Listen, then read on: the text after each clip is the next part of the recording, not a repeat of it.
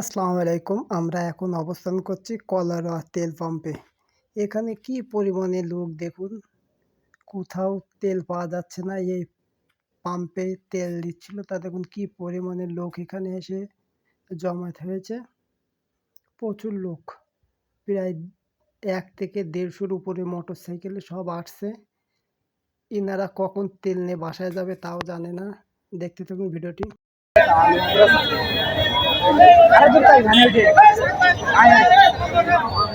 আমি ওই পাশটা আর মানে নিচে আয়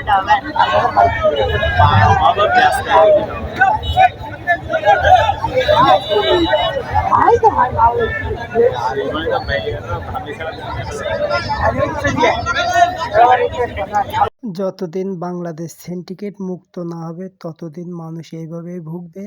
এই ছিল আজকের ভিডিও। সবাই সুস্থ থাকবেন, ভালো থাকবেন। আল্লাহ হাফেজ।